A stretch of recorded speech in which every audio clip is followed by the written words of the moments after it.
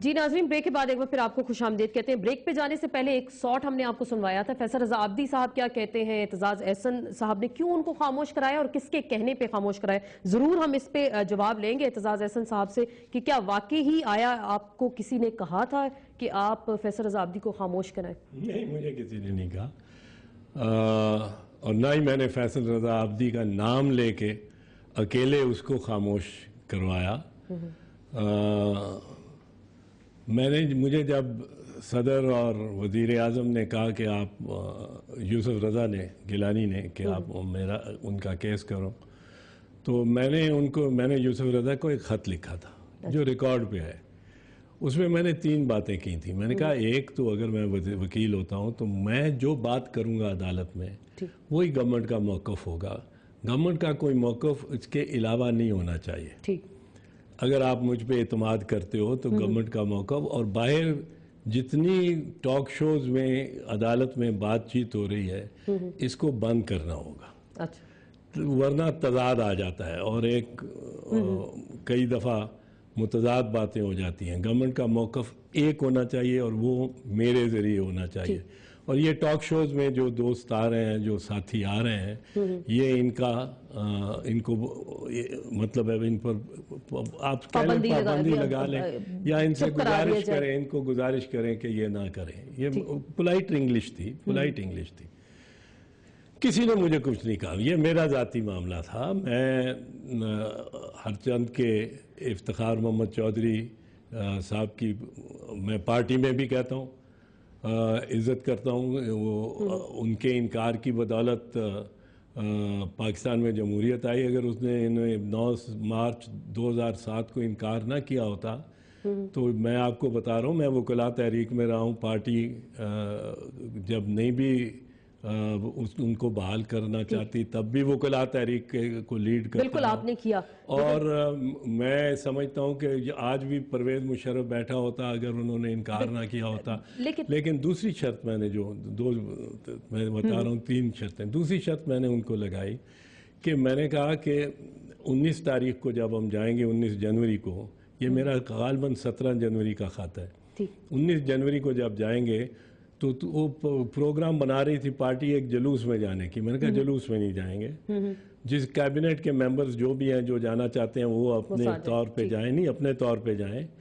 आप और मैं एक गाड़ी में आपकी सिक्योरिटी डिटेल के साथ, बस आप और मैं और मेरे मुआवन वकला में से कोई, हम जाएंगे अकेले आजिज़ी के साथ, इनकसारी के साथ सुप्रीम कोर्ट में, और कोई वहाँ वकला मिले तो मिल जाए।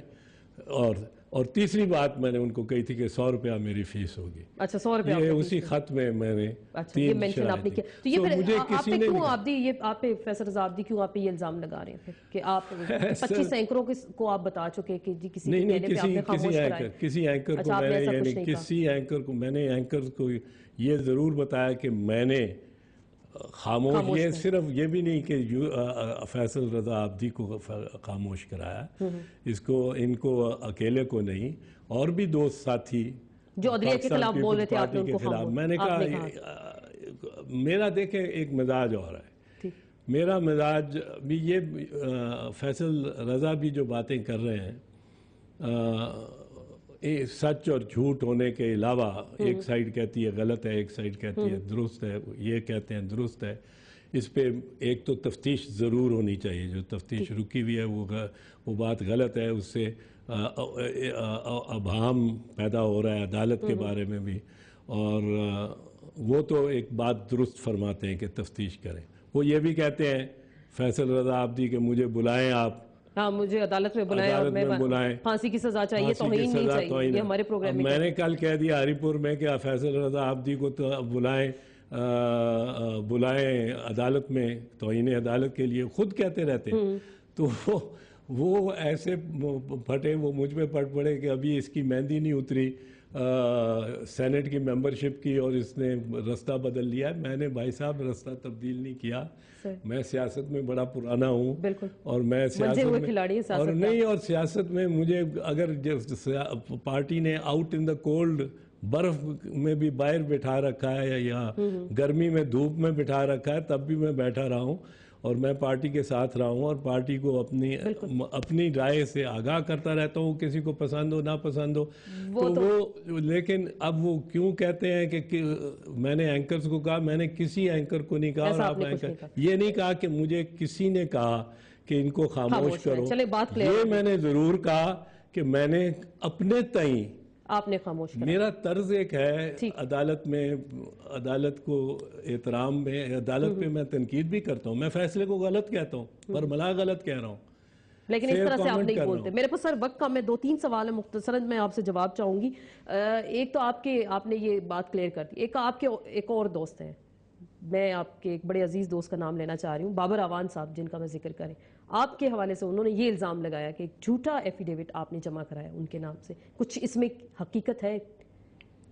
दुखी आदमी है, उससे बारे में क्या बात नहीं, अगर दुखी आदमी है और वो अपने दुख का इजहार कर रहे हैं तो आपके बारे में वो ऐसा कह रहे हैं, तो आप इसको क्लियर करेंगे? दुखी आदमी, चलिए दुखी आदमी है, मैं दोबारा आपसे पूछ रही हूँ, दुखी आदमी है तो आप क्लियर कर दें क्यों ऐसे उन्होंने दुख का इजहार किया आपके खिलाफ?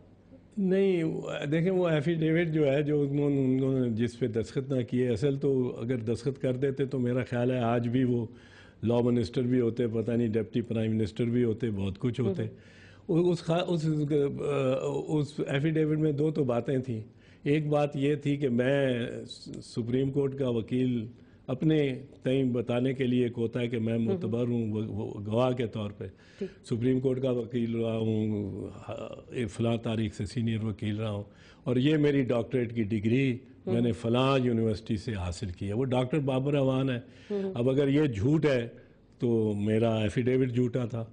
दूसरा उसमें ये था कि मैंने समरी जो थी वो बनाई थी और वो समरी वही है जो रिकॉर्ड पे है, और उस समरी के ज़रिए मैंने तजवीज़ की थी वज़ीर आज़म को कि ख़त ना लिखा जाए। ये दो बातें थी एफिडेविट में, तीसरी तो बात ही कोई नहीं थी। तो वो अगर इनमें से कोई फिर क्यों करते हैं? अगर इसमें से कोई झूठ बात है तो अगर वो झूठी बात है, डॉक्टरेट की झूठी बात है या समरी की झूठी बात है, उनके दस्तखत थे, वो फिर बहरहाल नरगिस सेठी बेचारी को आके स्टेटमेंट देना पड़ा, आके जो आइडेंटिफाई करने पड़े दस्तखत, वरना खुद कर लेते तो मेरा ख्याल है मेरा इसमें कोई, आपका इसमें कोई हाथ नहीं था। दूसरी बात करेंगे इमरान खान और शेख रशीद साहब की, बड़ी आप पे भी काफ़ी तनकीद की जाती है उनके हवाले से, और सुनामी है, तहरीर स्क्वायर बनाने की वो बातें भी करते हैं, पिटिशंस भी लेके गए। जाहिर बात आपने जैसे पहले कहा कि इमरान खान की पिटिशन पे फैसला हो गया 2 दिन, क्या कहना चाहेंगे उनके बारे में? शेख रशीद से नबर्द आजमा होना वैसे तो एक मुश्किल काम है, क्योंकि वो आपके एंकर्स के बहुत फेवरेट हैं। मैं तो कभी आप भी फेवरेट हैं। मैं तो महीने बाद मैं एक महीने बाद आ रहा हूँ आपके प्रोग्राम में, महीने 1.5 महीने बाद, और मैं तो कम आता हूँ, वो रोज़ 2-2, 3-3 बार आते हैं। पर उन्होंने चौंका देने वाली बातें की हैं जलसे में, जो लियाकत बाग में जलसा था, जो सुनामी तो नहीं था पर जिसमें इमरान खान भी बैठे थे, और इमरान खान ने लोग कहते बैग इमरान खान भी उस सुनामी के साथ ही नहीं, पर आसमान बातें, 3 बातें जो उन्होंने की। पहली बात उन्होंने की शेख रशीद साहब ने कि मैं पूछता हूँ आर्मी चीफ से कि कब तक चोरों की चौकीदारी करते रहोगे, ये उनके अल्फाज हैं। ठीक, अब ये अल्फाज तो मतलब है कि भाई तुम मार्शल लॉ लगाओ, कूल करो, इनको दावत दे रही। दूसरा उन्होंने चीफ जस्टिस के हवाले से बात की कि मैं चीफ जस्टिस को, और अंग्रेजी में जुमला अदा किया कि किल दी डैश डैश डैश, मैं वो नाम वो नहीं कह सकती बिल्कुल, बिफोर ही किल्स यू, और 2 दफा का, और मैं भी वो अदा नहीं कर सकता गैर पार्लियामानी सदर के अलावा के बारे में क्या मैं किसी अपने दुश्मन के बारे में वो नहीं अदा कर सकता। तीसरी मुल्ला उमर से कुछ रिक्वेस्ट, तीसरी उन्होंने कहा कि मुल्ला उमर को मैं अमीरुल मोमिनीन मुल्ला उमर को कहता हूँ कि इसको इमरान खान को सहूलत दे वजीरिस्तान जाने की। अब मुझे गुजरात जाने के लिए भी मुल्ला उमर से लेनी पड़ेगी, एक वो अफगानी है, इजाज़त लेनी पड़ेगी। फ़ौज को भी मुल्ला उमर से इजाज़त लेनी पड़ेगी अगर ऑपरेशन करे। तो ये 3 चीज़ें, मेरा ख्याल था, मैं सुन रहा था जलसा, मेरे तो रोंगटे खड़े हो गए। मेरा ख्याल था कि इमरान खान ज़रूर अपने आप को इससे डिसोसिएट करेंगे इन तीनों स्टेटमेंट से। कई दफ़ा हुआ मेरे साथ, मैं आखिरी स्पीकर होता था, आपको पता है, लॉयर मूवमेंट में कई जज्बाती लोग बहुत कुछ कह जाते थे, बुरा बिल्कुल। कह देते थे। परवेज मुशर्रफ को एक जानवर से मिला देते थे। बिल्कुल। और फिर सदर साहब के बारे में भी सख्त अल्फाज। मैं उस वक्त मैं एकदम उसमें या आप मेला उसी लूट वक्त लेते थे, उठता वो एक था। नज़म पढ़ के मेला लूट लेते थे मैं सारे या का उसी सारा। वक्त उठता था और वो कहता था ये वापस लो अल्फाज, या अपनी तकरीर में सही। उससे गुरेज करता था। मेरा ख्याल था इमरान खान साहब इन तीन बातों में से तीनों से अपने आप को अलहदा करेंगे कि ये पीटीआई की पॉलिसी नहीं है, ना मार्शल लॉ लगवाने की, ना प्रेसिडेंट को किल करने की कि वो kill the so and so dash dash. Before he kills you. और इस पे मैं समझता था चीफ जस्टिस साहब को भी नोटिस अच्छा, लेना सो मोटो चाहिए लेंगे था। इस पे? लेना चाहिए था, मेरे इल्म में नहीं है कि लिया गया है। नहीं, ऐसा कुछ नहीं किया गया। हाँ, ये तो ऐसा कुछ इतनी नहीं किया गया। गाली दे के और इस तरह बात की। तीसरी बात जो उससे भी कि अमीरुल मोमिनीन मुल्ला उमर, उसको ये तीन बातें ऐसी हैं जिस पे मैं लेकिन समझता हूँ अभी तक ऐसा कुछ भी नहीं हुआ। लेकिन वो लोग कहते हैं कि वो शायद सुनामी लियाकत बाग के जलसे में ही बह गया। मैं आपसे ये सिर्फ जानना चाहूंगी, आखिरी बात मुख्तसरन, एतजाज एहसन साहब की क्या राय है खत लिखने के हवाले से, जो आप काफ़ी बार कह चुके हैं कि खत लिख देने में भी कोई हर्ज नहीं है, और आखिरी 22 दिन दे दिए गए, और पीपल्स पार्टी जजों को सियासत में क्यों मुलविस करती है? क्योंकि जो आपकी पार्टी के लोग जो बोलते हैं, जिस पे आपने कहा कि आपने खामोश करवाया था उन लोगों को। हाँ, मैंने उन लोगों को खामोश तो इस ख्याल से करवाया था कि सुप्रीम कोर्ट कुछ यकीनन इसका नोटिस लेगी। अब आप देखें, वकला भी देखें कि जितना अरसा एतजाज एहसन वकील रहा है, एक और लहजा था बात करने का, और आज लहजा बदला हुआ है।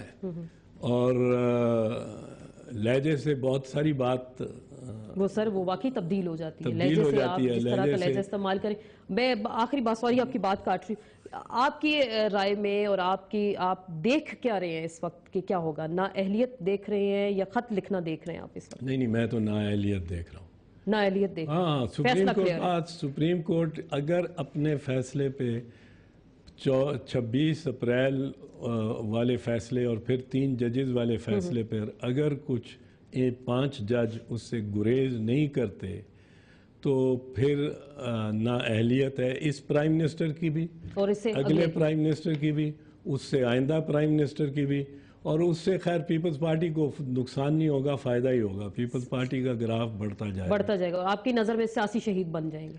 सियासी शहीद बनेंगे तो फायदा ही फायदा। ये देखें ना, या तो अब ये फैसल रजा बात जब करते हैं, ये बात तो दुरुस्त किए कि ये तो करते हैं, लहजे से उनसे मुझे बड़ा इख्तलाफ है और बहुत सारी बातों से इख्तलाफ है। और मेरा छोटा भाई है, वो बात तो ये बात तो दुरुस्त करता है कि नवाज शरीफ के खिलाफ केस नहीं खुलते, किसी और के केस नहीं खुलते, और पीपल्स पार्टी के प्राइम मिनिस्टर को अब दूसरा, फिर तीसरा आएगा, चौथा मजीद आएगा, आगे आप पांचवा प्राइम आएगा। मिनिस्टर देख रहे हैं। और ये मैं सर मैं समझता हूं कि ये पार्लियामेंट अपना वक्त पूरा करेगी, पर इसके दौरान कोई कम से कम 6 वज़राए आज़म आते जाते रहेंगे। बहुत बहुत शुक्रिया एतजाज एहसन साहब, आप हमारे साथ मौजूद थे और आपने कीमती टाइम दिया, आज के प्रोग्राम में शिरकत की। एतजाज एहसन साहब ने, और आखिरी बात बड़ी अहम उन्होंने की कि अगर अदलिया अपने फैसलों पर नजरसानी नहीं करेगी, बकौल इनके कि जजेस अपने फैसलों पर नजरसानी भी करते हैं, अगर नजरसानी ना की गई 1, 2, 3 और 5, 6 वज़ीर आज़म ये देख रहे हैं जब तक केयर टेकर सेटअप अनाउंस नहीं हो सकता। लेकिन इसके बरक्स हम जो मंजूर वसान साहब की हमने बात की, उन्होंने तो शायद इलेक्शन की डेट भी अनाउंस कर दी, लेकिन एतजाज एहसन साहब की राय बड़ी हमारे लिए अहम है। और देखना यह है कि अगले 22 दिनों में पाकिस्तान पीपल्स पार्टी का फैसला क्या होगा, और राजा साहब की भी नाअहलियत सामने आती है या नहीं, अगले आने वाले चंद दिनों में क्लियर हो जाएगा। इसके साथ ही टारगेट पॉइंट से आसमा चौधरी को इजाजत दीजिए, कल फिर मुलाकात होगी। अल्लाह हाफिज।